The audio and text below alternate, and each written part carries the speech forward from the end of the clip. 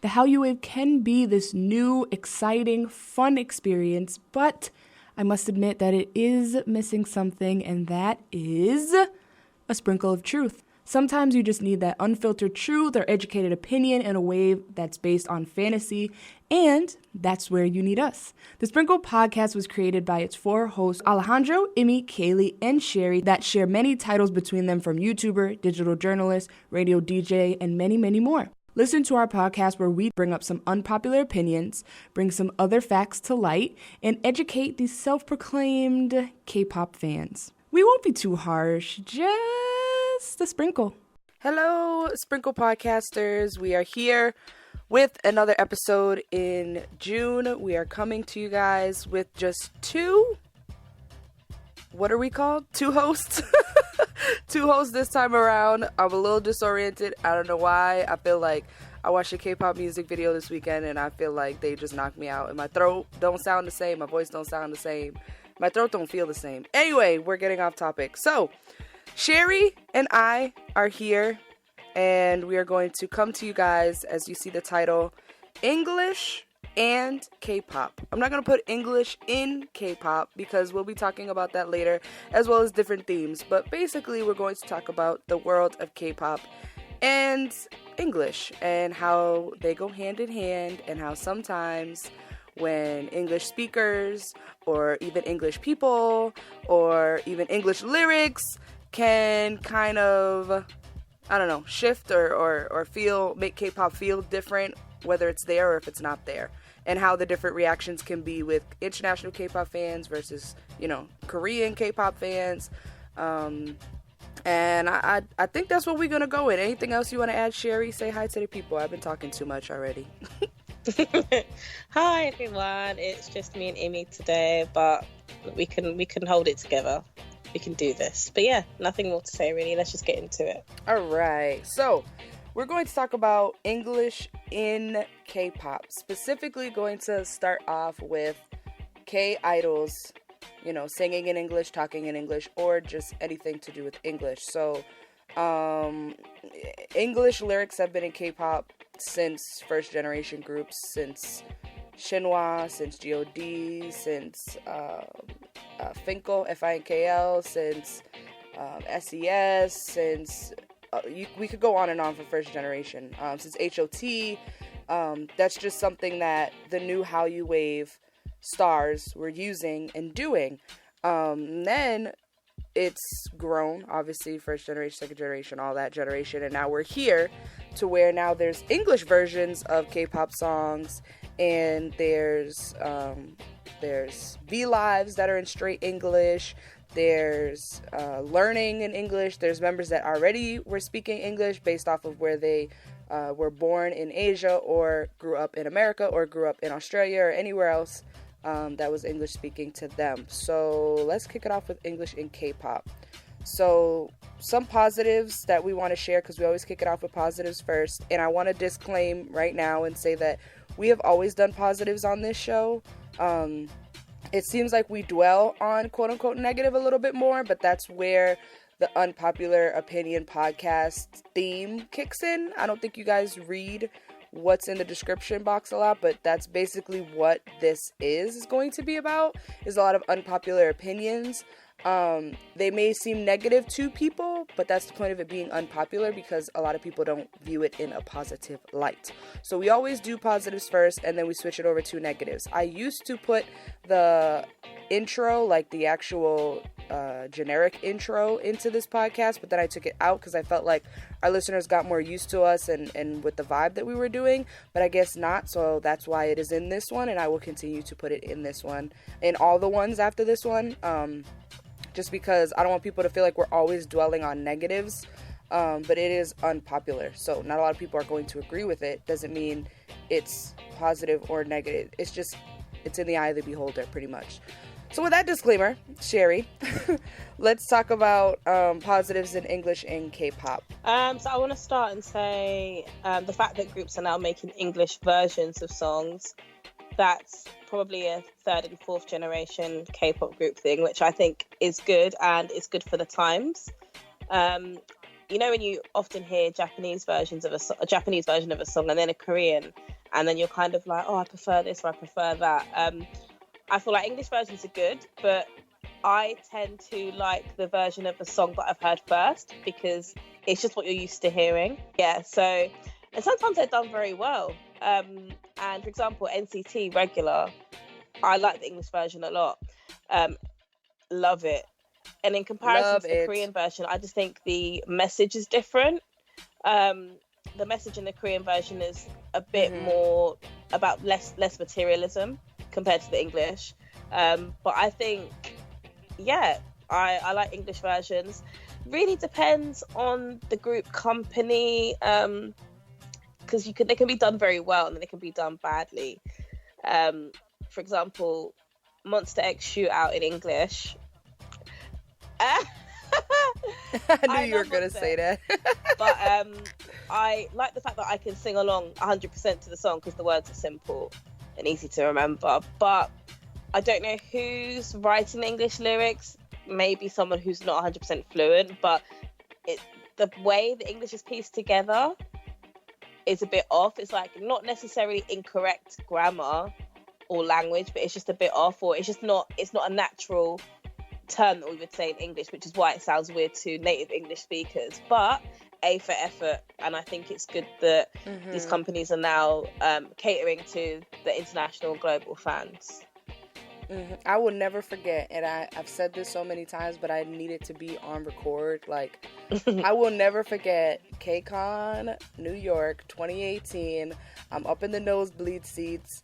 Red Velvet come out, and I'm like, by that time Bad Boy was out, and I almost know that whole song in Korean, and I'm like, yes, I'm about to get my life. I'm about to sing this in Korean. I'm about to point at Seulgi. I'm about to point at when Irene said, who that boy? I'm not a boy, but I'll be like, me. And I just remember, like, when they came out, like, I was crying when they came out. But when they came out, like, I was getting ready to, like, sob, sing this Korean. And the first line, like, is who that boy? Like I just said. And when I tell you that Irene went, who that is? I said, excuse me, do you not know your own lyrics? Because I know your lyrics. What's going on? And they surprised everybody, the audience, with singing we've never heard this version. We heard Bad Boy in full English. And I'm telling you, it was one of the first times that I didn't know the lyrics to an English song. And it was the first time that I was like, what is going on? Like, I honestly, that's the only time, and I think a studio version, like the studio version I've heard once because I played it, I think, on my radio show.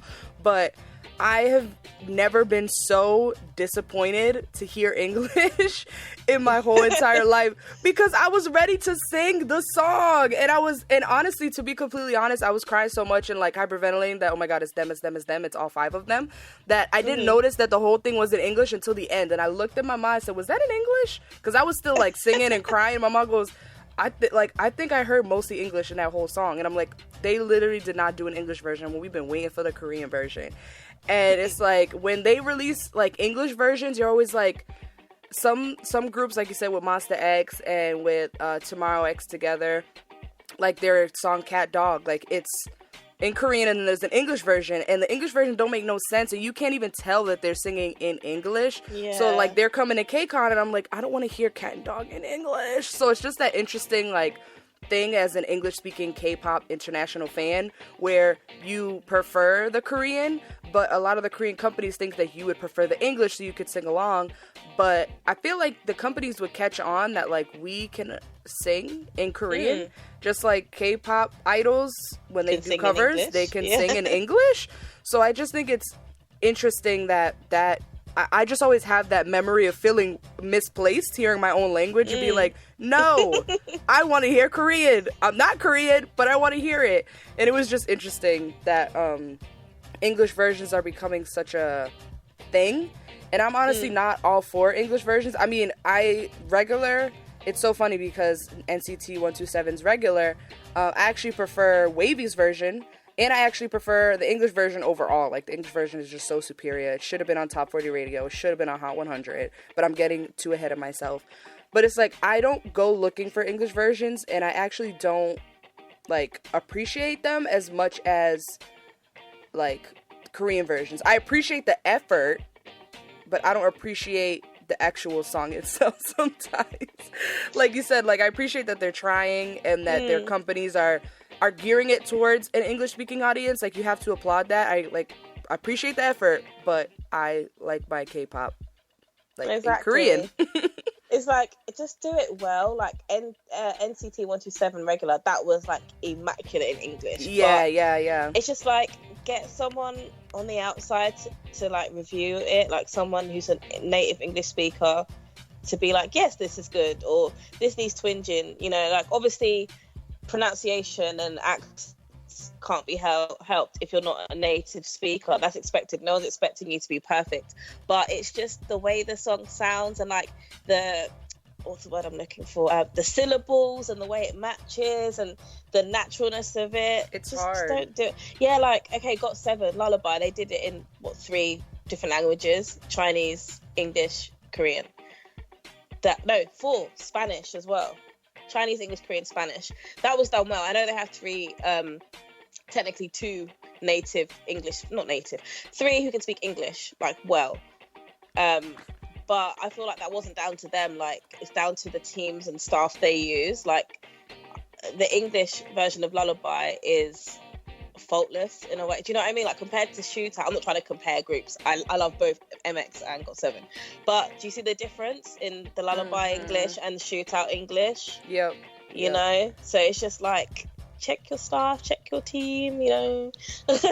And it's funny because you have YouTubers that do English versions and they come out really well. Like, I used to love Salvi's English covers. They were very well done.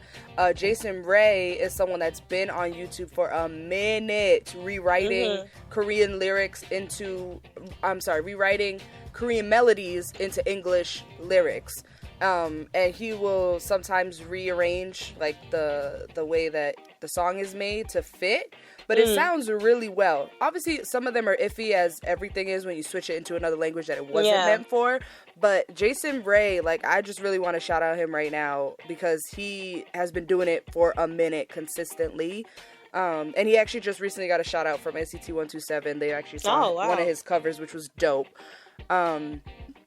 So yeah, we just wanted to give little props to people that, you know, do try, you know, YouTubers or musicians or singers that do make that extra effort, because they do love K-pop. And let's move over more to actually K-pop idols speaking the language English, not just singing it because, you know, their label's like, hey, we're doing this version. Here's the lyrics. Here's the pronunciation. This is how we're doing it.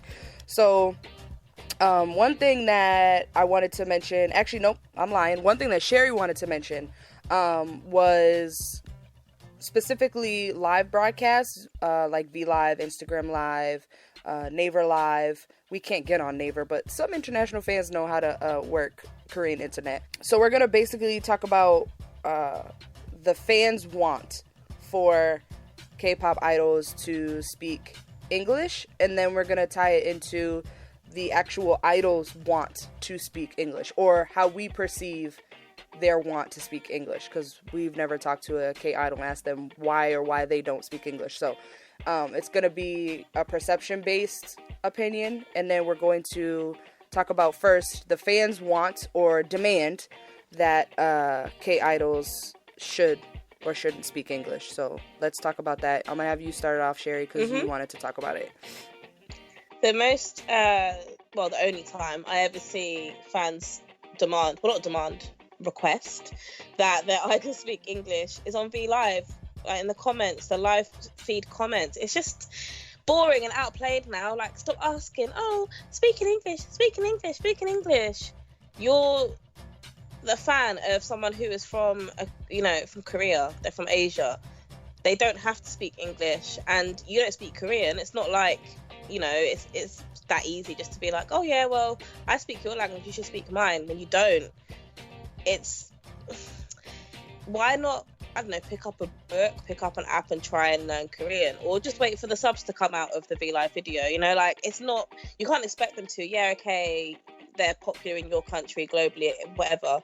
You can't expect them to speak English. It's not fair. They live in Korea, you live in your country, you speak the language of your country. So why do you expect them to speak your language? It's a bonus if they do, but you shouldn't expect it.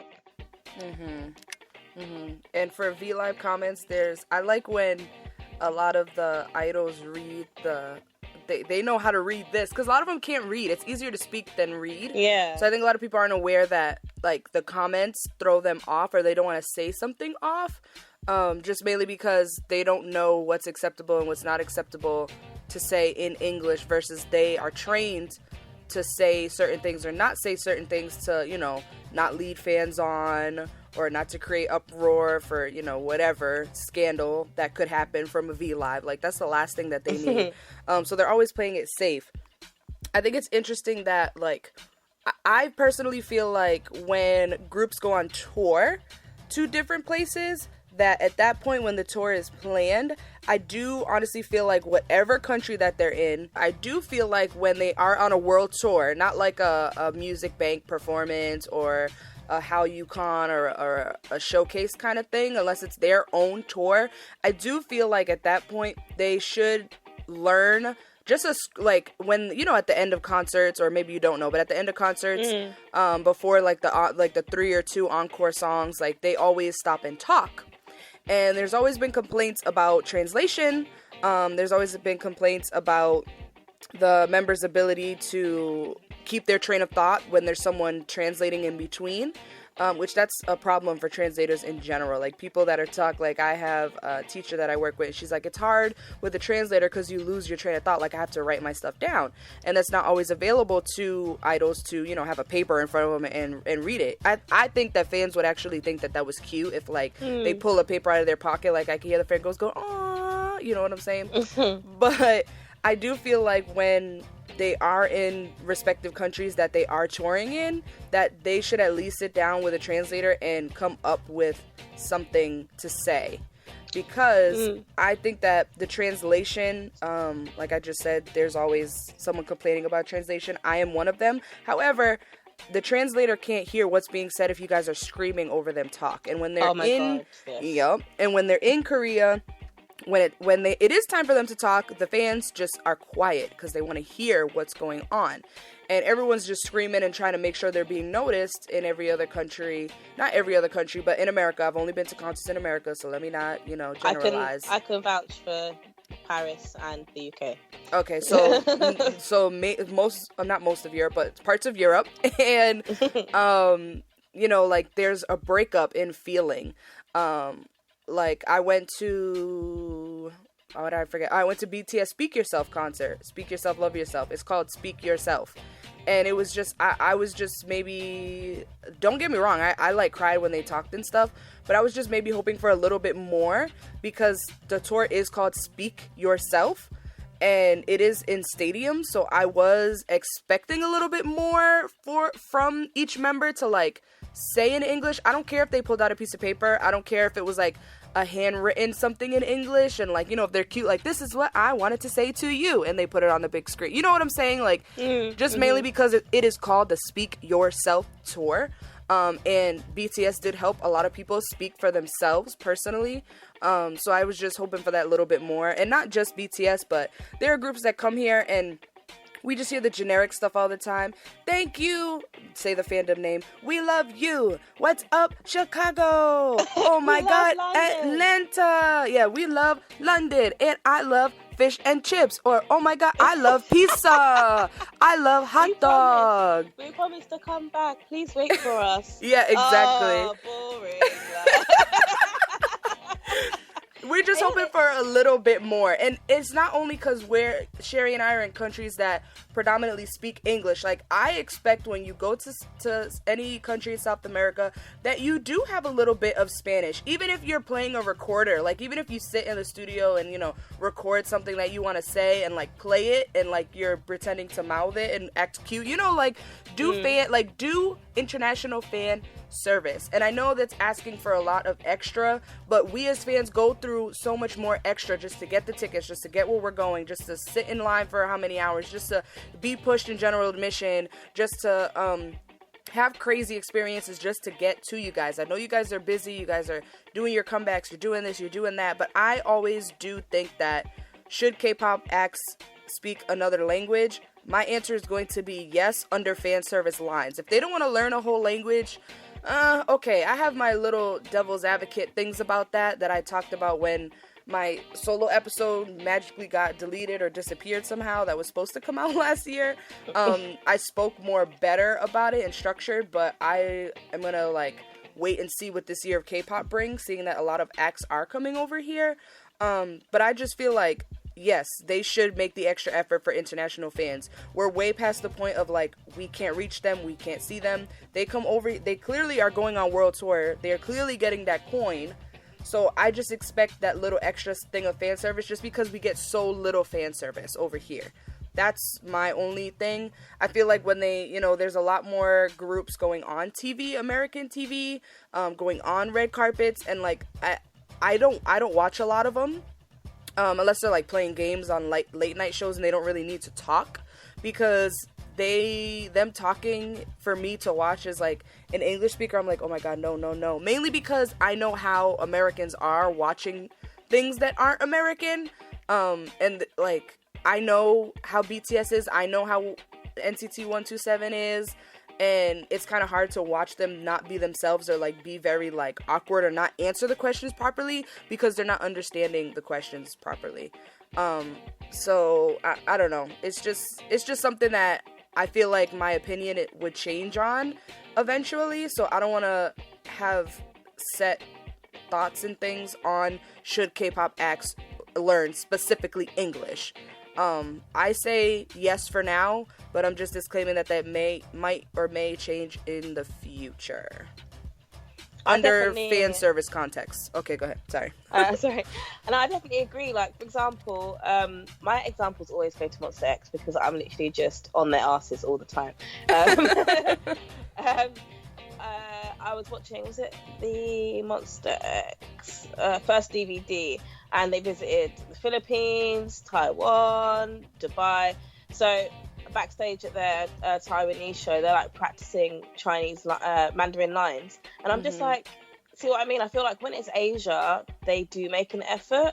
Yep. I watch a lot of stuff when they travel around Asia, they do make an effort. Oh, how do I say this? How do I say that? Oh, let me practice this. It's just I know a lot of members do make the effort in groups, but some really just don't. I know it could be a confidence thing, I don't know. It could be a confidence thing. It could be I just don't want to. For example, today I was watching Monster X on the red carpet at the Hallyu Pop Fest. The name's probably wrong. It's the one in Singapore, basically. They're on the red carpet, and Singapore, they tend to speak English a lot, other than Mandarin. I think it's Mandarin. I don't want to get it wrong, but so each member was like, oh, hi, my name's this, my name's that, in English. Wonho, the only one. 안녕하세요, 원호 입니다. And I'm just like, why are you like this? You're always him. You're all, just say, hi, my name is Wonho. I don't know, I feel like him especially, he's always like this. The whole London concert last year, you didn't speak a word of English. What's the issue? I just feel like if you're all gonna, if some of you are gonna say hello, my name is this, or speak a few lines in English, keep it consistent. Don't be Korean. It's just a bit, I've noticed things like that.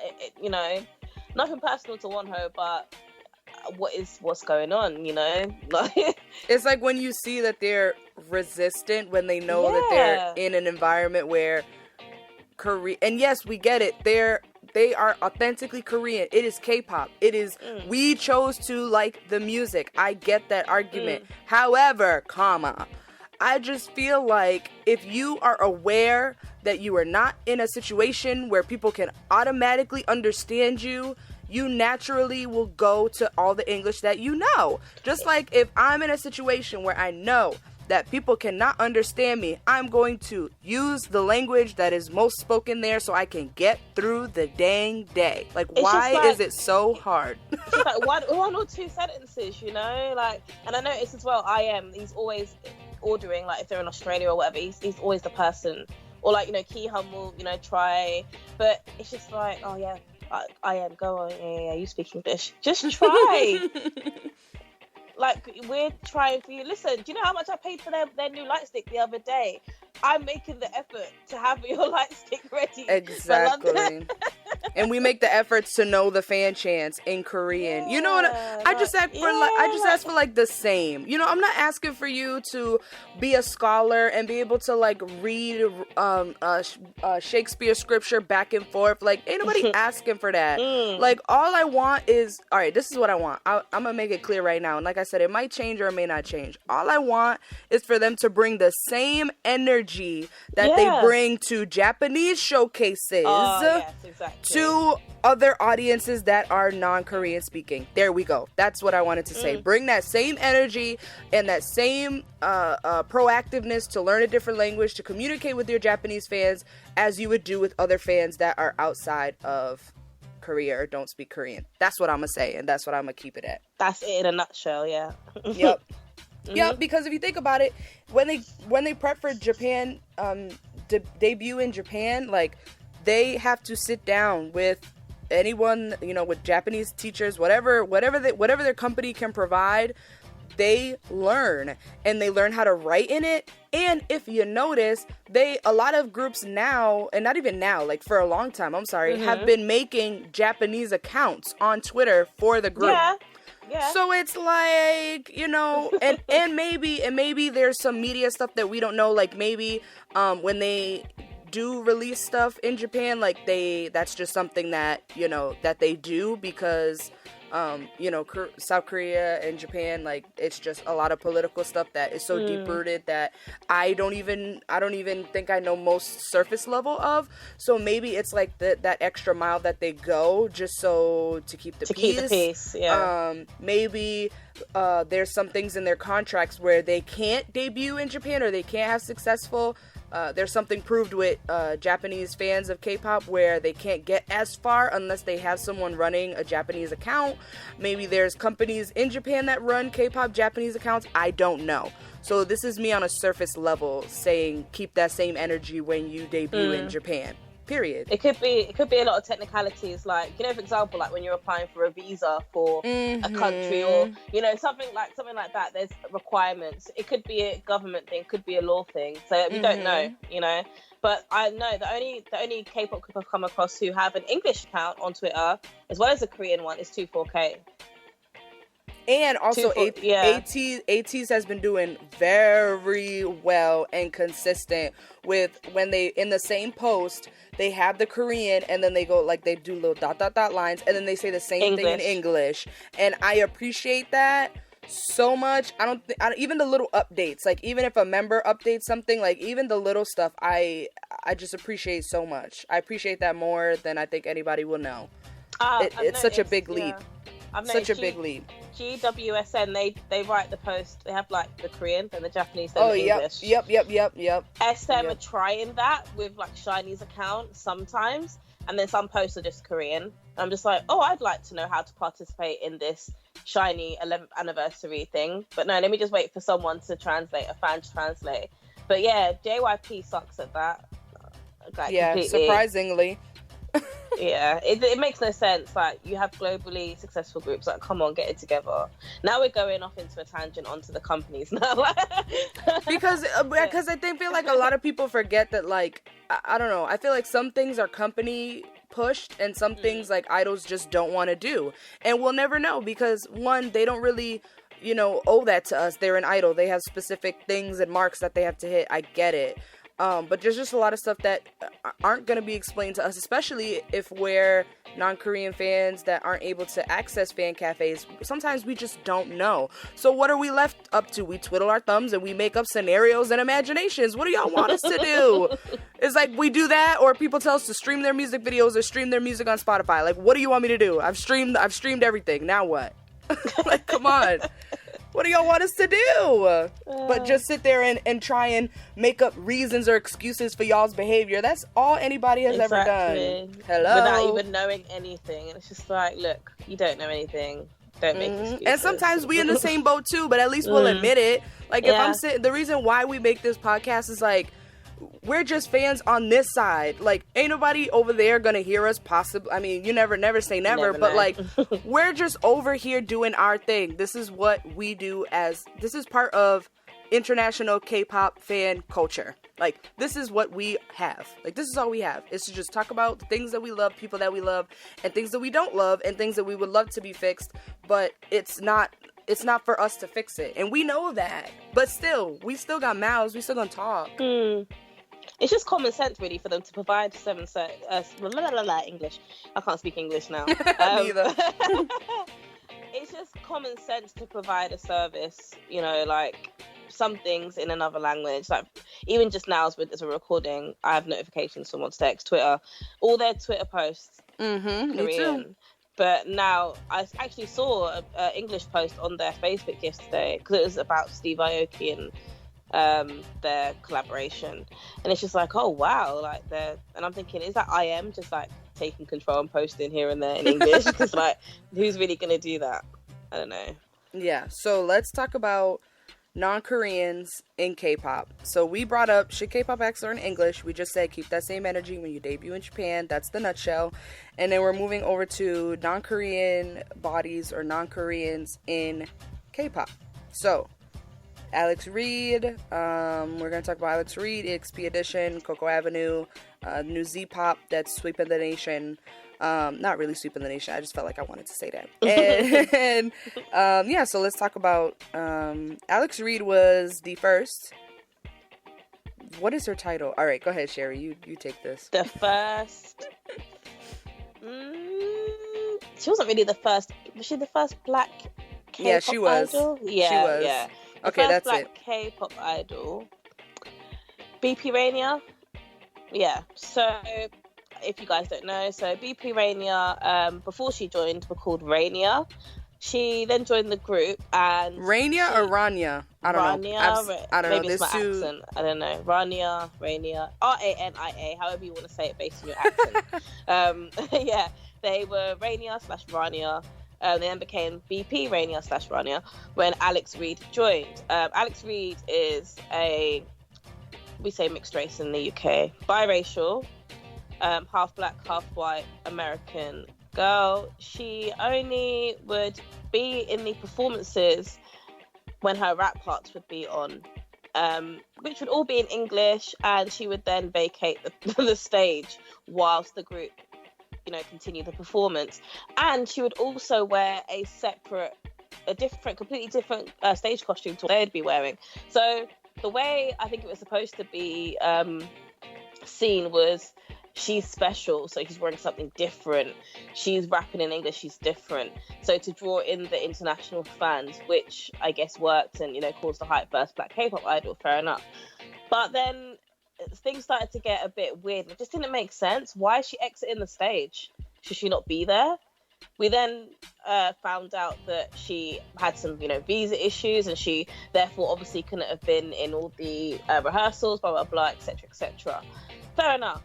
But you're telling me that you were not in Korea for like the first, like, you know, for the first verse of the routine, and then somehow you managed to get in for the chorus, and then it didn't make any sense, you know. And then the fact she didn't learn Korean whilst living there, I didn't get it, and I just feel like they used her as like a crutch to build up success and hype for their group, and then next thing you know, she's gone, and everyone's like, yes sis, spill the tea on Twitter. She would, like, you know, here and there tweet, you know, a few things, but not really saying much, and everyone expected her to really explain what was going on and tell everyone what happened. But we know that she obviously had to sign some non-disclosure agreements. She cannot say anything, and we will never know. But I just don't get why she didn't learn Korean. It's again, like, it's the whole thing of, we don't know what's going on. We don't know if it's the company, you don't need to learn Korean, or she chose not to learn Korean. Like, it's just a very grey area with certain things. But yeah, I don't know what you want to, if you want to follow on from that. She's actually the person on this list that I know the least of, like facts. She's been going to making KCON appearances for a couple years now, I want to say. I know definitely last year and the year before. 2017 and 2018. I don't know about both locations, but she definitely was in New York last year, and at New York and LA. She was actually judging the K-pop dance contest in LA last year, so she still is doing official idol appearances, just strictly because she was in a K-pop group. She did have a panel last year at KCON LA. I did not get the chance to go there.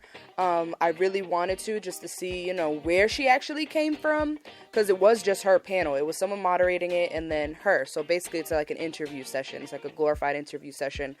So I did want to go there and see more about her and where she actually came from. I know she's been in LA, and I know she's been in the entertainment industry, I feel like, since she was adolescence, from what I heard.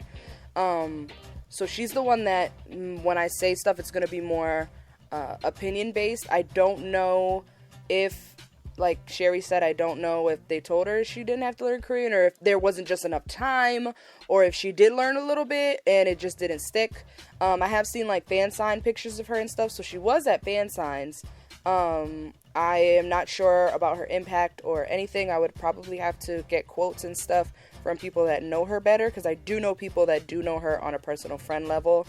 Not to get like dirt or anything, but just like Shari said, there was a tweet that I do remember seeing with my own eyes about payment, like, oh, you guys aren't gonna pay me type thing. Like, now I'm gonna say what I have to say because you're not following your end of the agreement, so I'm not following mine. I don't know if there was a follow-up. I wasn't there for her because she's had private meet and greets in America. There's that one clip of someone secretly recording her saying, idols would slip her number, male idols would slip her numbers, their phone numbers. Yeah, I didn't see that. Yeah, she was like on the low, like they'd slip a number in her hand. So there's just it's just this whole cloud of things that, again, we may never get the answer to. But I do feel like she's still making appearances based off of K-pop stuff. I haven't seen a lot of K-pop stuff that she's done. I haven't seen any songs in Korean. I've seen a lot of covers, BTS covers online.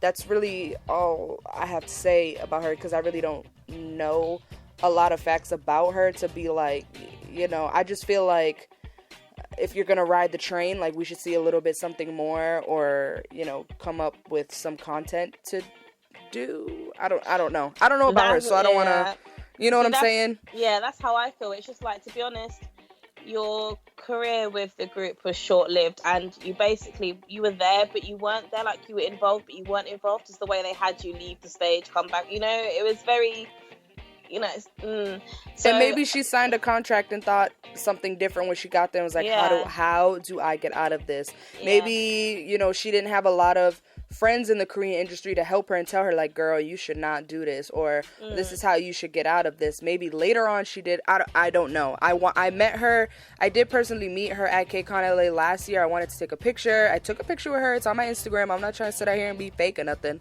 But I did that because I really did want to get an interview with her and ask questions. And obviously you can't give just answers to anybody, but I do talk to the interviewees of my radio show for sometimes 2 hours, and I'm only allowed or able to show about 45 minutes of audio, because we sometimes talk a lot about a lot of different things, and sometimes I give them confidentiality, like, I'm not going to share anything that we talk about. I'm not recording right now.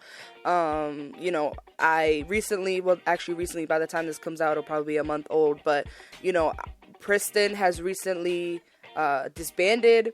I knew about Preston's disbandment since November of 2017, and I just didn't say anything because, that was something that someone had shared with me, that I was like, oh, yeah, I knew since November of 2017. It's been in the industry that they were disbanded since then.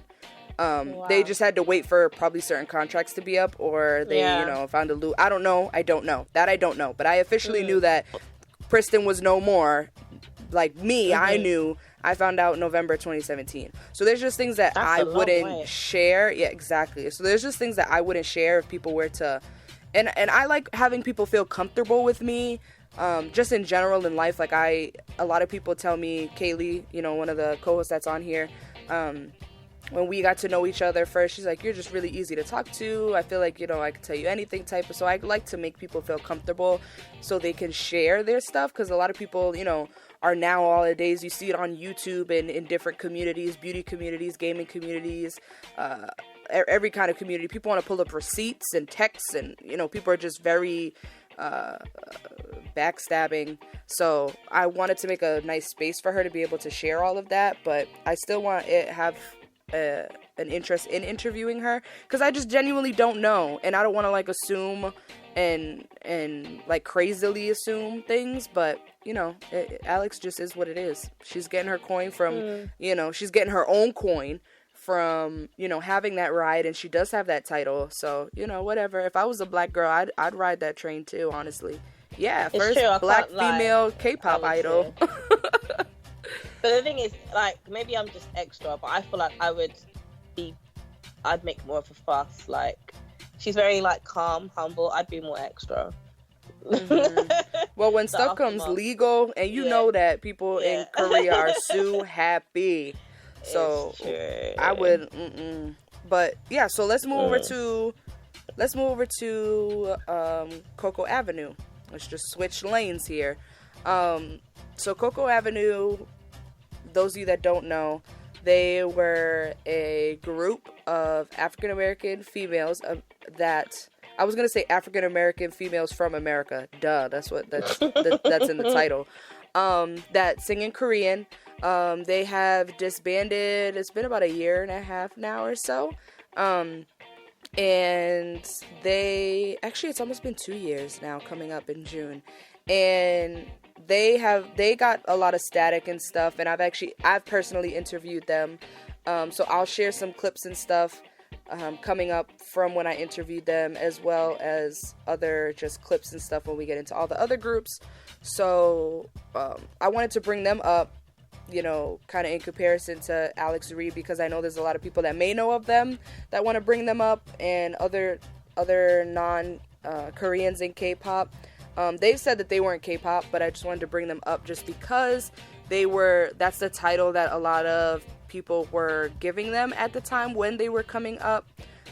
They've said themselves they're just, like, quote unquote, I'll play the clip, they're just two black girls that sing in Korean, that like to sing in Korean. Since then, one of the members, Jenny, is part of Nuna Gang, and she was able to do a singing project for a really big producer in Korea. She was invited to sing a song, and it was that's actually an amazing opportunity, and it was crazy. But yeah, since then they're doing their own thing, and I just wanted to bring them up because I feel like it's different. Obviously, because they didn't promote on music shows. They have performed in Korea. They did have a little bit of a fan base. They were on a couple radio, unofficial radio shows in Korea. So I just wanted to bring them up as well, because we're just bringing up a bunch of non-Koreans in K-pop or in Korean music. So I just wanted to bring them up as well, just to dabble in it a little bit, because I know someone in the comments is gonna probably be like, well, what about Coco Avenue? Or, oh, you didn't talk about Coco Avenue, didn't you interview them? So yeah, I wish them nothing but the best. They were doing their thing for a minute. They had a couple songs, actually, one or two songs in Korean, but they did English version and Korean. I'll play that as BGM right now as we're talking. But yeah, that's what I wanted to say about them. Do you have anything to say about them before we move on over? I actually know nothing about them, and the only time I heard of them is when I read your actual print interview before I even knew you and even met you, which is so weird. Yeah, so I don't know anything. Okay, that's fine. I just wanted to cover them, just to cover all the bases here today. All right, so let's move over to the two that's gonna spark a lot of conversation. So We're going to talk about EXP Edition, and we're also going to talk about Z-Pop or Z-Stars, which is Z-Boys and Z-Girls.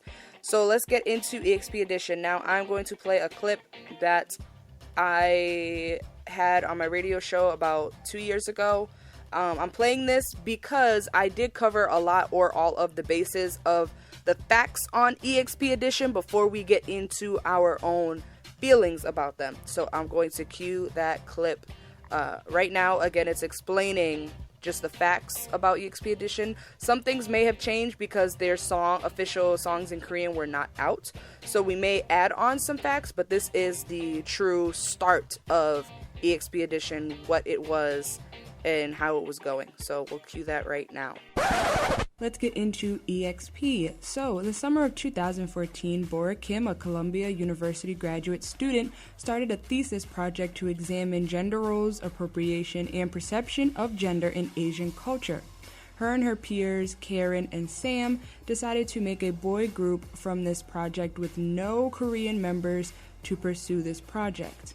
EXP was formed, and since then, in 2015, they have performed in different New York events, venues, and even Times Square. They have been learning Korean, slowly adding more Korean into their original music, and recently made the big move to Seoul, South Korea, to pursue a K-pop career. They have original songs, one recently released this month under IMMABB Entertainment. Their song is called Feel Like This, and it has been all over. It's released on all the charts, and it has been getting some big uproar. The uproar started in 2017. They have made their appearance on I Can See Your Voice this year recently, and here are some quotes from different outlets that I found. I am using these from Hallyu World Official's YouTube channel, as well as Asian American Life from CUNY TV, and some clips from their YouTube page. So these clips that you are hearing are Bora or specific members of EXP, and they are from those respected outlets. These are not my clips, so this is a disclaimer. And also, since then, I also wanted to add that there were originally 6 members, and now there are 4. I did not find where the other members went. Maybe once the thesis project stopped and other things began, they just stopped and left the group. This is, again, not total facts. I'm just letting you know that for fact there were 6 members, and now there are 4 in 2017. So let's hear some clips from Bora and the members themselves. I decided to make a K-pop boy band when I was in grad school as a thesis project, and that was summer of 2014. I wanted to start a dialogue around cultural appropriation and change in the perception of Asian masculinity. So I guess that EXP's foundation has more academic aspect than normal boy bands, normal K-pop idols. As you might know, EXP is the first and only non-Korean K-pop group, not only in New York City, but also in the world, so it's a bit different. And unlike other groups, I think, upon first glance, people are prompted to ask themselves questions that they never would usually. Questions like, is this really K-pop if there are no Korean members? Or what actually makes Korean pop K-pop? And I think that that's really interesting and fascinating. And so when we were creating EXP, I think we were really interested in making something not only super fun and dynamic within the sphere of pop culture. K-pop is highly influenced by American pop.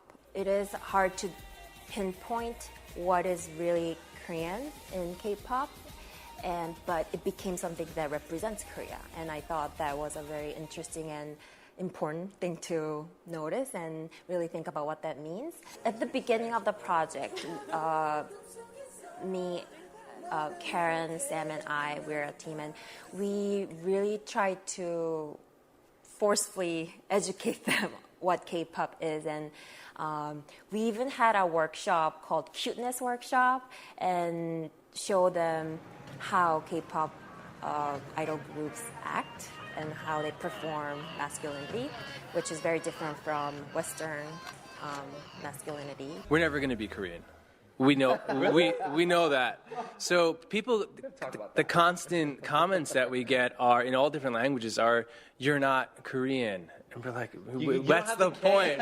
You don't have the K in K-pop. Yeah. So, but also on the flip side of that, it's nice because you, like Koki said, you get all these comments and all these people that are kind of, they realize that we're not here to make fun of or copy any of their favorite groups or steal their thunder. Ideally, we like to create our own space in that world if they'd be so nice to let us do that.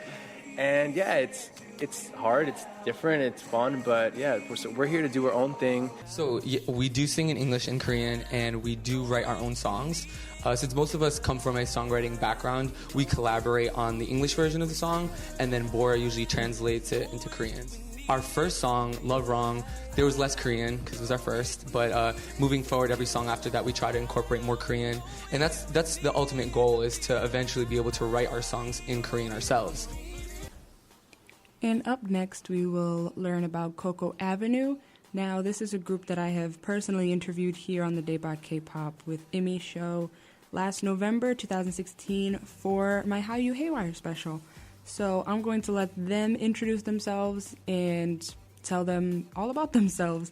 I went back to the archives and I pulled out this self-introduction from them themselves, so who better to talk about who they are than Coco Avenue themselves? Hello, my name is Jenna. Hi, I'm Jenny, and we are Coco Avenue. We are Coco Avenue. We are two black girls who sing in Korean. I do know that a lot of the headlines are out there saying that we are the very first all-black K-pop group, but that's not necessarily something that we call ourselves. We are just, two black girls who enjoy singing in Korean. We got together in 2000, and as a duo, we started in 2015? Oh, it was just two of us? When it was just two of us. 2014. 14, but we did start as a 6-member group back in 2012. Yes. And what we've been doing is just going around the country, singing in Korean, getting our name out there, trying to show a positive image of black people in Korean culture. We slowly dwindled down to 2 members because of outside situations and things like that. But we're still going strong. We're working on our EP. We just put out our own original song called "Turn the Music Up." So yeah, we're just at this point. Our goal is to just get our names out there and have a positive view of black women in K-pop music. Okay, and we're back. So, EXP Edition. Shari, what do you want to say about... I did a lot of talking in the archive, so I'm going to let you kick off EXP Edition. Thoughts, feelings. Before I actually looked into them, I watched the Vice documentary, did some reading. I kind of thought it was just, okay, this is a big gimmick, and they're just trying to, join the bandwagon of K-pop, etc., etc. And then I found out the experiment is actually run by a Korean woman. So, to be honest, her argument was that, okay, people are saying they shouldn't be, doing it because they're not Korean, they're not Asian, etc., etc. But she then said that there's actually nothing traditionally Korean in K-pop. So if it's not a traditional Korean thing, why can no one else do it? And I thought, that's actually a good point. And the actual response to them, they actually have Korean fans who, respond to them in a positive way. Again, I didn't know. The impression I had was that Korean fans didn't like them because I saw them on a music show. I can't remember which one. And normally on music shows, you've got all of your fans, in the audience. Because music shows, if you guys don't know or do know, music shows are segregated by performance. And so if you can't just watch the whole show. So you'll have BTS performing, it'll be BTS fans only. You'll have TXT perform, etc. So the music show I watched, there were no noise. There was no cheering, no fan chants, nothing. And I thought, oh, okay, so I guess people in Korea don't like them. But this whole documentary just really opened my eyes. Koreans love them. Some of the performances they've done, they have a lot of Korean fans, also Western fans as well. But it seems like the backlash they're getting a lot from international fans who are like, and I quote one YouTuber, "I don't want white people in my K-pop." And he was white. Yeah. I was like, what the hell? And it's funny. I just thought that's so funny. But the way I see XP now, I'm just like, okay, you know, that you got a bit of their background, their backstory. They're just trying to make it. They're already men who have worked in entertainment, whether that be Broadway, theatre, acting already, and they just auditioned. You know, it was an open casting call by this Korean lady. So, you know, they went for it and they got the gig, you know. And one of the members actually said the experiment part is actually over because we're now a group and we want to continue as normal.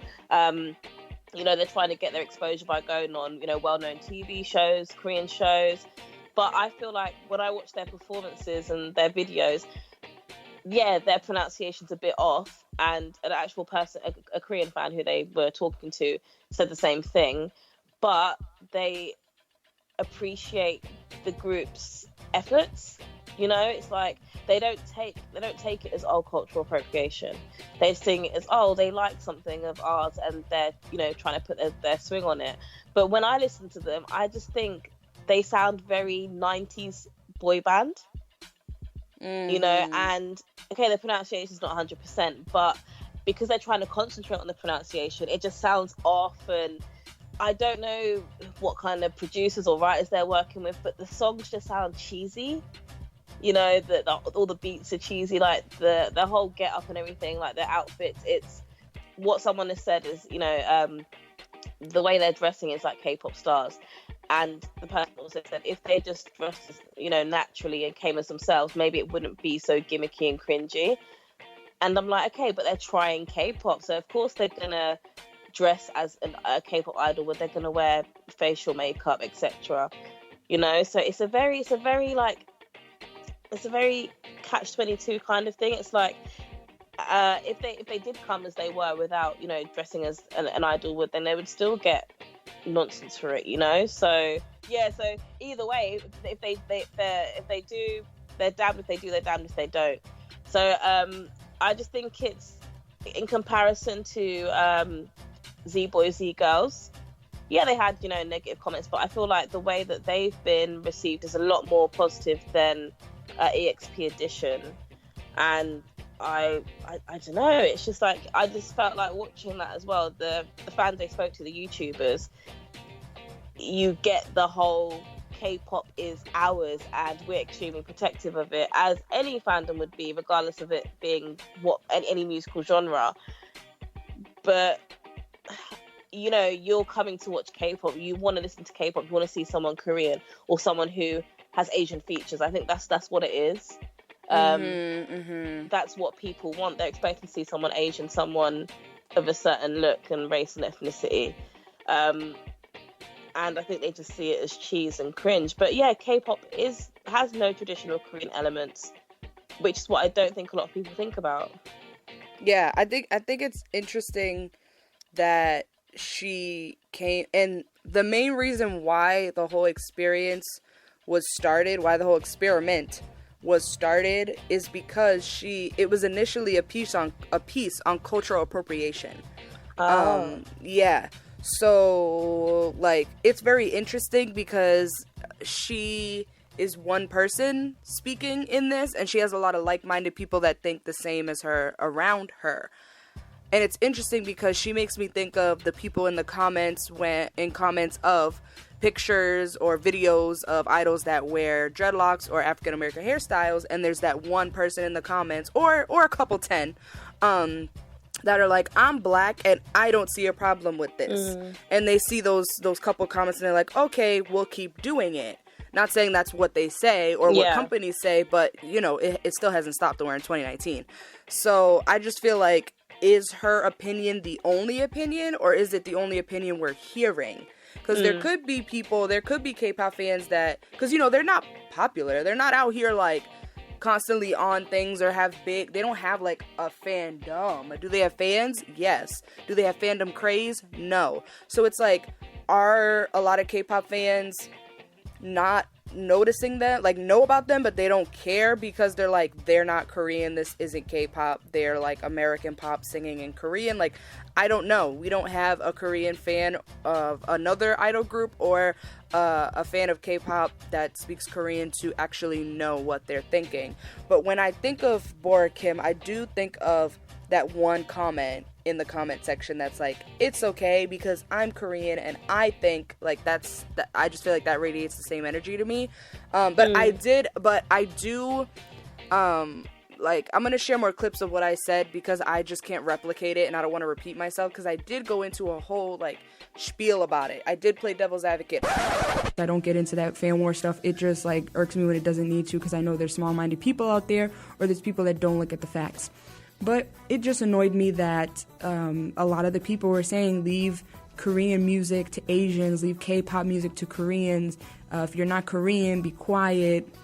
Just, you know how comments go. They go on and on. I don't need to read all of them. But what made me really like shocked and discouraged is that a lot of those fans were from people all around the world, like Europe, Africa, Australia, like you name it. But they were telling people that weren't Korean to stop singing Korean music. Like, it didn't make any sense to me, because I feel like international fans outside of America, like, you guys want Korean artists the most. Like, I know they don't come to certain places in Europe, they don't come to Africa, they rarely come to Australia. So I don't know, I kind of played the devil's advocate, and I was kind of like, okay, well, that's not fair, because it's kind of saying like only Korean artists can play in Korea. Oh, well, why don't you come to Europe? Because you're not Korean.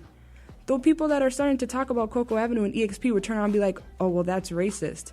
Well, you're being racist telling non-Korean people that they can't sing in a language that they like. So that's like us saying, or Korean people or K artists saying, well, if you're not Korean, we're not playing in your country because we don't sing to your audience. It's the same exact thing, you guys. And the fact that people were just getting on Coco Avenue. And then I stepped back and I realized, like, wait a minute, I was kind of doing the same thing with EXP.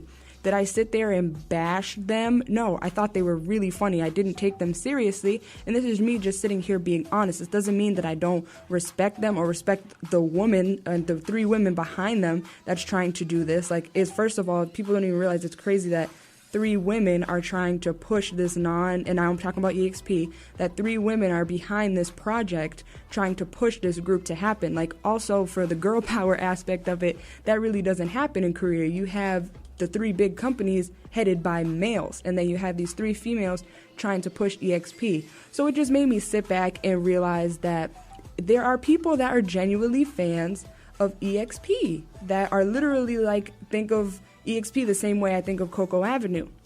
Me personally, do I think they're on the same level?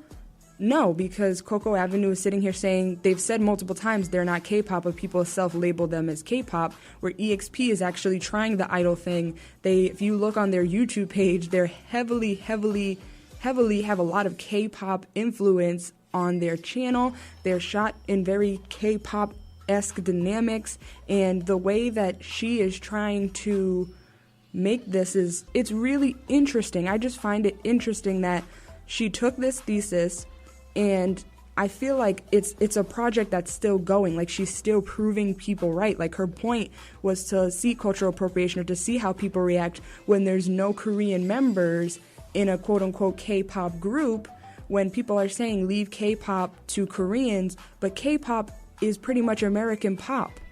Like, it's the same thing, it's just in another language. So are you asking them not to sing in Korean? Are you asking them to not go over to Korean and try and pursue a dream? Are you asking them to stay in their lane? Like, people just don't really understand what they're saying on the comments, and ignorance is bliss, because at the same time, she said it herself in one of those comments that I just played earlier, like, K-pop is nothing but pop music to Korean people.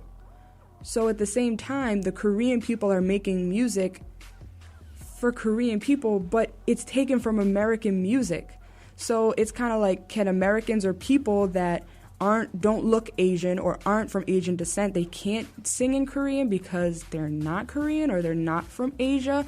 Like, it's kind of like saying, okay, Beyonce can't perform in Korea because she's not Korean, or a Korean person can't like Beyonce because she's not Korean. Like, it just doesn't make any sense, and I feel like people are halfways about it or are trying to make it not right, when at the same time, if you just don't like something, just don't like it. I feel like the negative attention that EXP is getting is still sending them into a whirlwind to get them more popular, and it's doing exactly what Bora Kim set out to do. Like, y'all are proving her right. And I'm not saying you guys, my listeners, but I'm just meaning people in general that are sending hate. Like, if you don't like it, just ignore it. Do I take EXP seriously? I said this before. No, but they're seriously trying to pursue this. They're taking themselves seriously.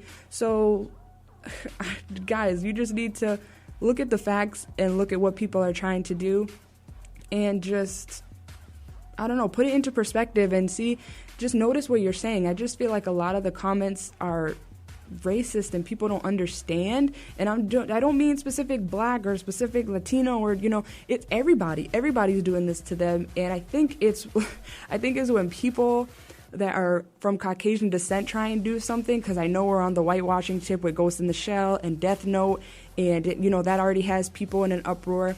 But at the same time, music is just music. All the K-idols, when you ask them who their inspiration is, JB, half of his lineup is half soul singers that are black. You have so many people. Ren likes Lady Gaga. Can you say, Ren, you can't like Lady Gaga because you're not an Italian from New York? JB, you can't like Jill Scott and Def Soul because you're not black? Like, if we were to say that to them, then we'd be racist. But you guys are saying it to these people, and you guys don't think you're racist. Like, I just need people to open their eyes just a little bit more and notice what they're saying.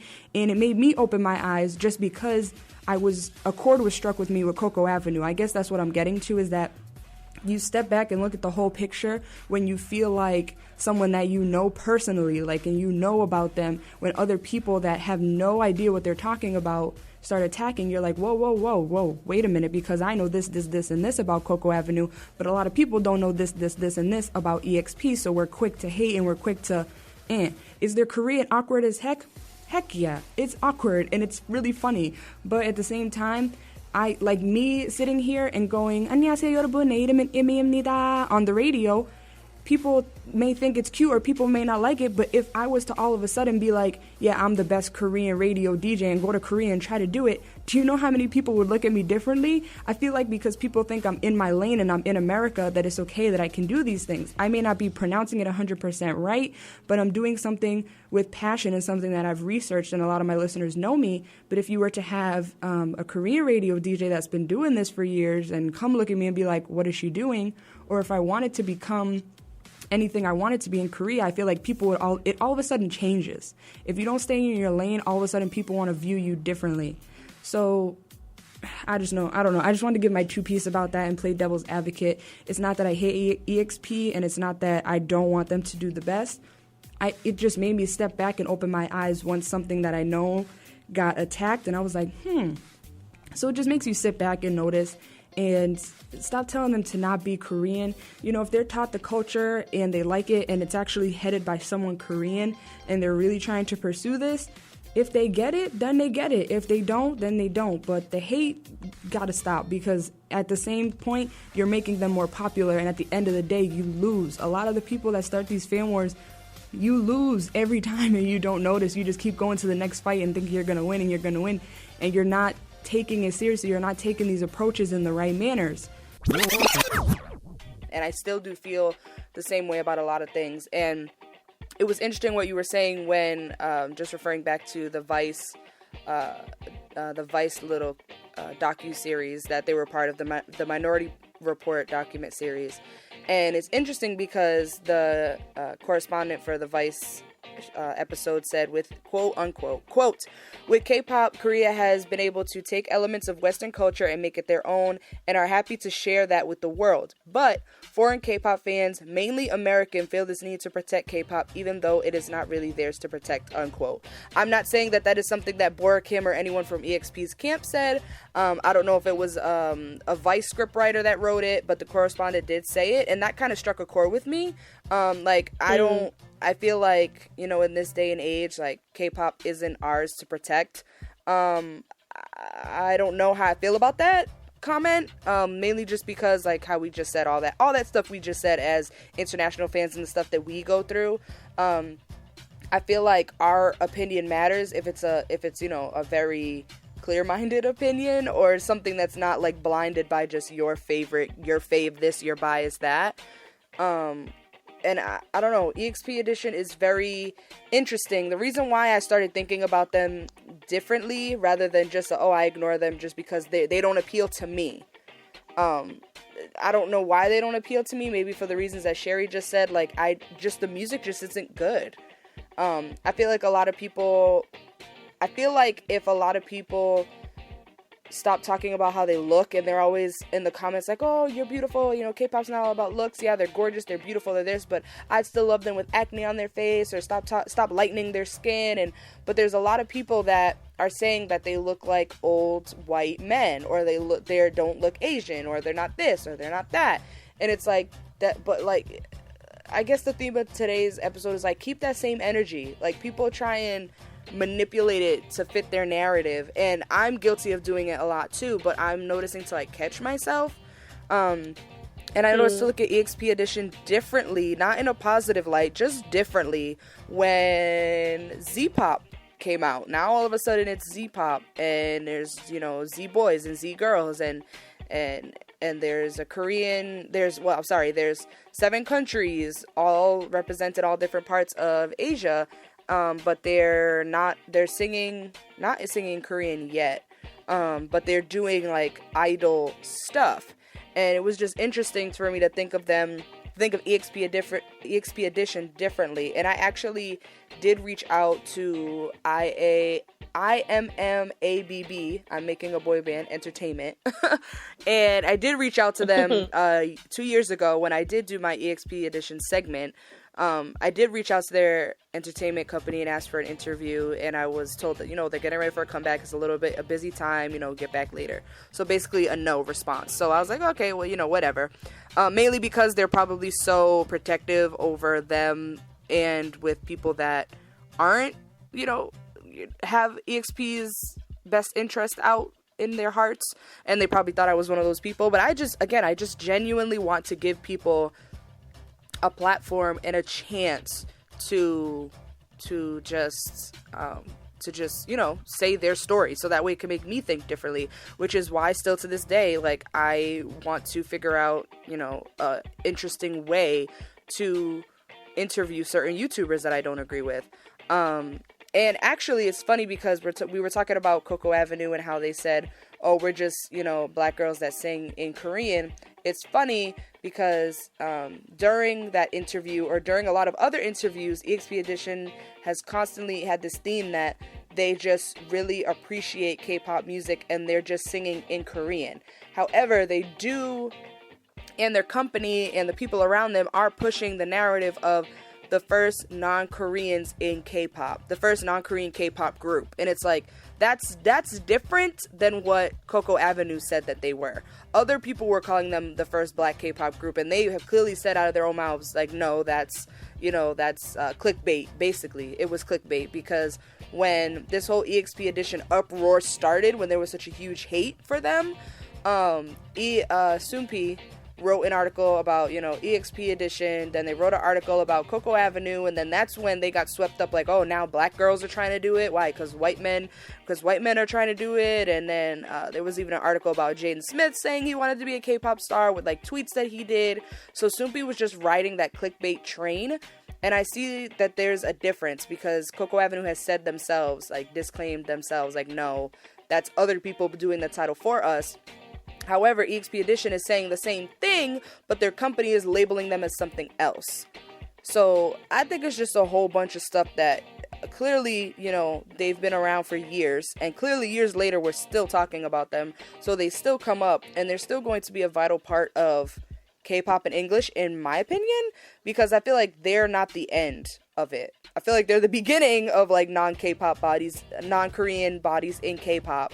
But I feel like this isn't the end. I feel like there's going to be people that are going to be able to finesse it and do it a lot better, which will segue into Z-pop coming up. But I do feel like it's not the end. They just got the brunt of it because they're American and because that they don't look, quote unquote, Asian features and stuff. So yeah, there's a lot of stuff, and I go on for tangents and tangents, but I just wanted to say that because I just don't feel any type of way towards them. And actually, CD, who everyone knows, is a very close friend of mine and very deep rooted in the Hallyu community in America, specifically in like Virginia. He actually had a video that I watched, and he was basically saying, like, I don't like hate them for the fact that they're doing what they're doing. I just hate them for the fact that they're not acknowledging their privilege, and that, you know, I'm a chair of whatever on his college campus. He was a chair of something Asian, how he has to try twice as hard to prove to Korean bodies like that he's actually really serious and authentic, and that they can just wake up and do it. That was his problem, and I think that's another interesting take. I just feel like there's a lot of interesting takes on, you know, cultural appropriation and about things that are traditionally Korean or traditionally K-pop, with like just a lot of blurred lines going on, and it's an interesting topic that, you know, we could go on and on and on about. But I'm gonna switch over. Shari, is there anything else you want to share before we go over to Z-pop? Nope. All right, pretty much. So that's pretty much that. I mean, you know how you just can't give energy to stuff anymore. You're like, all right, they're not, you know, they're not really going anywhere. They're not, you know, there's not really a big impact. They've only had, let me go to their iTunes profile right now. They've only had they've had one EP out, 2 singles. They haven't released anything since early 2018, so a year ago. And they did like a Japanese showcase or something around about a year ago, and there really hasn't been anything. They've just been releasing covers and stuff on their page. I did think it was interesting that, you know, having a Korean back them up made it easier for them to have more exposure. You know, they've danced in front of Super Junior members. They've been on a bunch of variety shows. They were on a KBS show showcasing foreigners in South Korea, living in South Korea. They're able to get on M Countdown. They were able to get on Show Champion. They were just able to do it, and you can get their Naver profile, and, you know, there's just someone backing them up that's Korean. That makes a world of difference, in my opinion. So moving over to Z-pop and why I feel like this thing is just going to keep happening. So let's talk about Z-pop and get the facts out of the way. So Z-Stars is like the official name. It consists of subunits Z-Boys and Z-Girls. Z represents the Z generation, which are those born after 1995, which I feel like is questionable because there is someone in their group that is 24 years old. And I'm 23. I turned 24 this year, so he must have been born in 1995. I actually have to check his profile right now after I read this. Yeah, I thought that as well when they said about the Generation Z. It's those born after 1995. The youngest member of Z Stars. So this is the boys and girls together. So the youngest member of Z Stars is Blink at 14. He was part of the Z Boys, and the oldest member is Perry, who is 24. So there's a 10-year gap between them. He's also in Z Boys.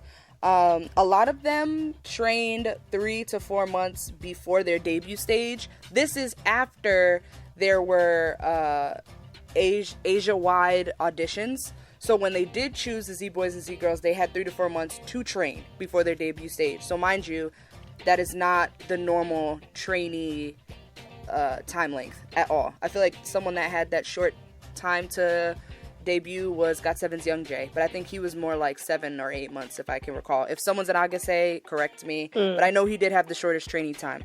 I also want to add that some of them were being exposed to K-pop music as short as 6 months prior to debuting. Okay, so people that also said, you know, along the lines of EXP Edition, like they just found out about K-pop. There's a lot of these Asian idols, Z idols that they call themselves, that also were never exposed to K-pop as early as 6 or 7 months before debuting. Not as early as this episode, I want to make clear, so we have that time frame in mind. There's 7 different countries, cultures, and languages: Taiwan, Japan, Indonesia, India, Philippines, Vietnam, and Thailand. So Z-pop idols, they said that they are Z idols, and it is a new genre. The new genre is, however, inspired by K-pop. So, that's it. That's basically what I'm going to say about them before we get into the technical and money side that I actually found out about Z Stars. So, and there's no end to them. They said they're gonna keep, you know, debuting more groups and more members in this Z-pop genre. So, Shari, what would you like to share about your first exposure to Z-pop? I actually posted about it when I found out, because I thought that's really interesting, you know, and I expected them to have a Korean member. So when I found out there wasn't, I was like, oh. And I actually thought they were going to be singing like in Korean and blah, blah, blah. So I didn't know until recently about all of the, like, I don't want to say weird, questionable setup until Immy brought it to my attention. But I don't want to go too much into it because that's what she's going to talk about.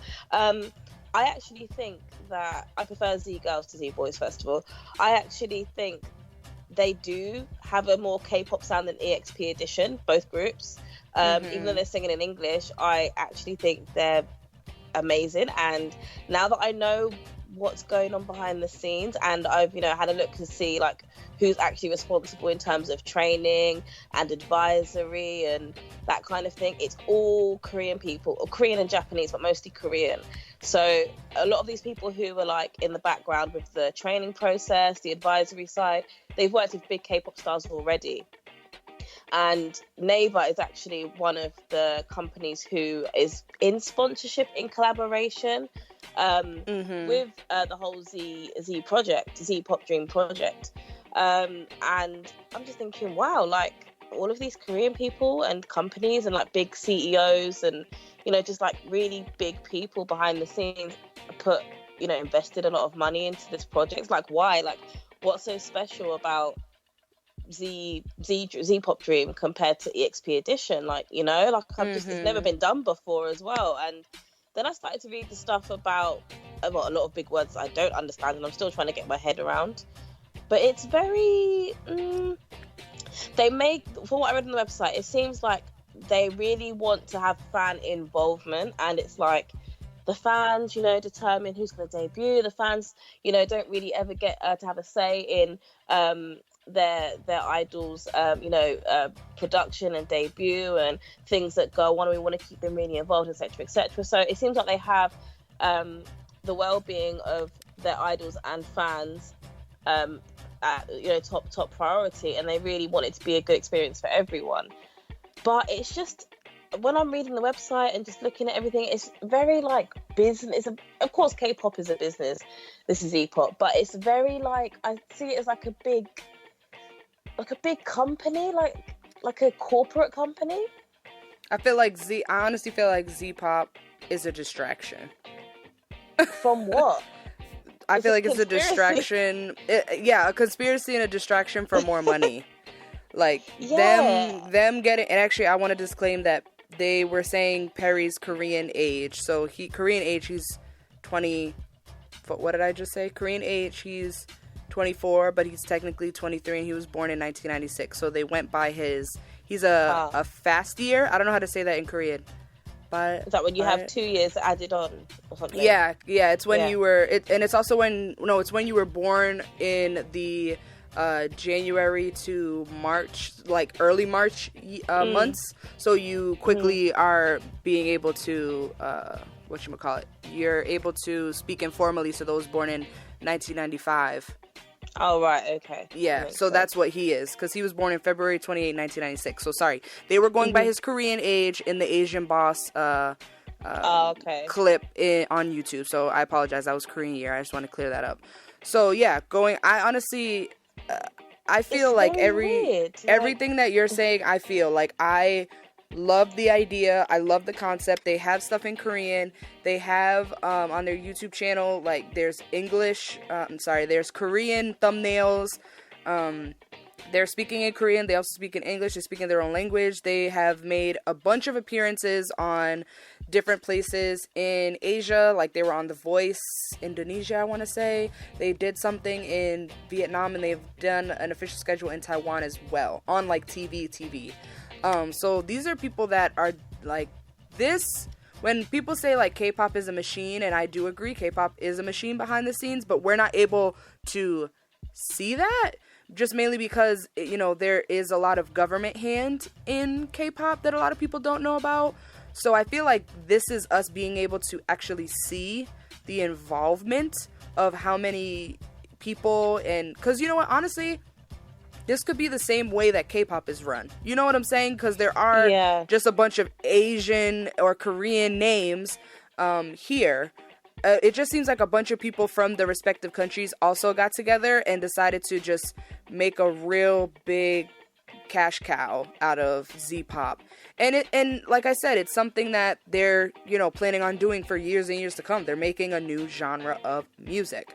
So I feel like they're have set differences aside and they're coming together to make a lot of money. And I say that because you look down at their website, which I'm going to put a lot of links and a lot of receipts in the description box. So if you are listening on any of our other platforms, I do want to encourage you to head to the YouTube channel that this is posted on, which is Immy Imchi, IMMY You can find the sprinKle podcast there. You can find our playlist. Please look in the description box so you can see everything that we are talking about. I do also always encourage that if you're listening on any of our 9 different platforms, that you do always go to YouTube just to see the comments and also to see the links in the description box. They are very vital to the things that we talk about in this episode. If you're already on YouTube, then hey, just look at the description box. You don't have to listen to all that. I just had to say. But if you look on their website, like, that's when I figured out, like, hey, this is really something where, okay, there's kids' dreams, they're doing their thing, they're talented. It's good that they get to be seen in a light or treated like K-idols, because a lot of people, when they become famous, like, they have their country has their own system of being famous, whether you're a Bollywood star, whether you're a Hollywood star, whether you're a singer, whether you're a Latin artist. There's different ways to do touring, to do promotion, to do fan service. So a lot of people now are looking more forward or see the appeal in K-pop fan service. So I think it's interesting, and that a lot of, you know, people from all around the world, a lot of different Asian countries are, you know, getting the K-pop treatment, because it is cool to, you know, like, have a debut and have fan signs. And, you know, I always thought the fan aspect of K-pop is cool, as a lot of K-pop fans do. So just looking at their founder team, their executive production team, their advisors, I was seeing a lot of, like, things about blockchains and about Bitcoin, and there's a lot of people here. There's head of Asia Billboard Hollywood Reporter Media Group. There's highly recognized social media influencer in the global blockchain community. So I said, what is a blockchain? There's the founder and the chairman of the Global Blockchain Foundation. So I'm like, okay, what in the heck is going on here? So I looked up what blockchain actually was. And blockchain is basically like a form of cryptography, and I'm not all that sure about cryptography. We're getting really far out into the stratosphere now, but I just wanted to put this in people's minds that, like, this group is basically, like, has something to do with, like, Bitcoin, which I think is interesting. I was literally trying to read all the crypto, and it's giving me a headache. Your brain hurts, yeah. And I was just like, I don't understand. And I'm like, they don't want us to understand, because there's a conspiracy. Like, even their website address is, you know, it's not a .com, it's not a .co.uk, it's a .io. And I thought, what does that mean?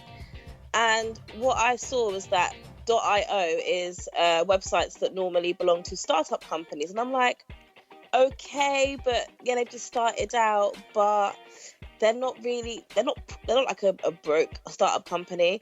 Then I looked further, and it's assigned to the British Indian Ocean territory.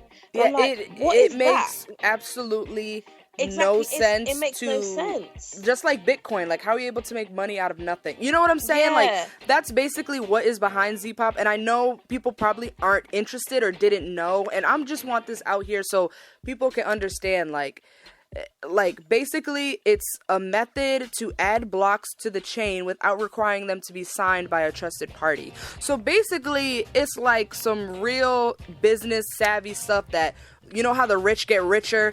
That's what I think of. So it's basically these people that understand it. Exactly. It's basically a bunch of executives and people that just make stuff up and continuously are able to monopolize anything that they want to. There we go. Okay, I'm just trying to make everyone understand without going too far out. So back to Z-pop. So that's why I had to bring that up, because Z-pop is such a great idea. I do love the idea, mainly because, especially I do love the fact that they included India as well. Just mainly because a lot of people don't associate India with Asia. Because so many people, India is its own thing and its own beautiful culture and its own world, honestly. So not a lot of people associate it with Asia. Like, they are Asian bodies. They are Asian people. So I just thought it was really interesting. And I do really like the idea, and I do want to see more. I agree with Shari, and I think the majority of us obviously are already preferring Z girls over Z boys, which is interesting. And I love it anytime, like, a girl group can get their shine. So, like, I don't know. What do you guys, you the listeners, we've given a lot of information, a lot of our opinion. We haven't really asked you guys, like, what do you guys think? Do you guys think EXP Edition and Z-pop and Z-stars are the same? Do you see similarities and differences? Do you feel like Z-pop, why do you feel like Z-pop got more of a positive reaction from international K-pop fans than EXP Edition did? I'm just thinking about, I don't know, I just feel like it's really interesting how people pick and choose. I'm still hung up on this conspiracy, because now I've searched what the British Indian Ocean Territory is an overseas territory of the United Kingdom situated in the Indian Ocean, halfway between Tanzania and Indonesia. It's like in a massive open, like, part of the ocean. It looks tiny on the map. Random, like, islands with weird names. What is this? This is some, and no one's even realizing what this is, because, like, everyone's just like, okay, music. No one's looking into it. It's like in between Madagascar and India, and it's British territory. I don't know. I don't trust my country. I don't trust my country. I don't know. It's very weird. I don't know. Welcome to the world. I want to research this more, like, you know, the whole Z-pop company, but yeah, me too. I don't understand the stuff that I'm reading, because it's just big words and it's throwing me off, right? Yep. And I think I'm quite quite smart, but I'm not that smart. So Z-stars, they are making well, on their website it says, like, they're making a comeback actually in June, so this month. They'll be making a comeback. So yeah, we'll just Z-pop second online release. So we'll just have to see what's what. Like I said, I haven't really been on their YouTube channel that much. I of course have heard the songs, and I just want to see what the future holds. I think it would be interesting. I honestly thought they would add a Korean member, but I do at the end of the day like that they didn't, just because, I don't know. I just feel like it's interesting, because we live in a world now where there's so much representation and there's so many blurred lines between cultural appropriation. Well, to a lot of people, it's clear what cultural appropriation is. Yeah. But to the majority of the world, there's this blurred line. They're blurred lines, or a lot of people don't care anymore. So I think we're getting into that area where people just kind of don't care. They're moving forward. There's a bunch of other things to focus on, such as people with gender, such as with sexuality, such as with the rights that people get with whatever they identify as. So anyway, this was a very interesting episode. Yeah, it was. And so many, I feel like we talked, but we didn't answer or clarify nothing. But you know what? That's the kind of podcast that this is. Just an open idea and space, and to inform people, and to, I don't know. This was interesting, and I like having talks like this, because it is an open conversation. It's something for people to think about that maybe only focus on K-pop or only a favorite group. So I do hope that you guys share this at any point that you can get. It doesn't have to be publicly on YouTube, but if it is, you can always use the hashtag the sprinKle podcast. You can @ us. Our Twitters are below in the description box. And yeah, even if it's a friend that you're having a conversation with, like, I do appreciate people that do sit and listen to our podcast and do link us if you're talking to your friend about something, or if it's just an open conversation. Or I know sometimes if I can't really explain myself very well and there's a video or someone that I see or a tweet that does, then I will, link it. I do that all the time in the general chat that the hosts and I have on Kakao. So, yeah. Anything that you want to share, Shari? Anything that we... No, I think we've literally done so well today. I know. We smashed it. Yeah. So yeah, guys, I appreciate everything. We will be back in the upcoming month. Probably not in July, or maybe a late update in July, just because I have a lot of stuff happening in July. But I may, but I feel like going forward, we're going to just record when we can. It is a main goal to try and get all of the hosts on here, but if we can't, hey, you guys may get an episode without me, or you may get an episode without Shari. I think that's highly unlikely, but you never know. You may no, but you may get. So we'll be available as always on all of our social medias, all our platforms. Thank you guys so much for tuning in to the episode. We said we were going to do Shot Sprinkled, but I cannot find the list. I had a really good list of English version versus K-pop version, which do you prefer? And it was a whole thing that I had in my head that I wanted to play the game, but we will do that. I know, I can't find the paper, and I can't remember what I said the concept was going to be. So it just leaves you guys in suspension, because I know you guys love Shot Sprinkle, but we'll leave you hanging for one more month. I apologize. And we'll get out of here. Make sure to check us out on Anchor, as well as the 9 platforms that we stream on. You can find us on Apple Podcasts. You can find us also on Google Play Podcasts. I will try. Yep, Google Play Podcasts and Apple Podcasts or iTunes Podcasts. I should know, but I don't. Anchor just puts it out there. I am working on us getting on Spotify, as well as putting reruns of this onto a online radio source. So look out for those things. We will be back. This is Shari and I signing off for the sprinKle Podcast. Bye, guys. Bye.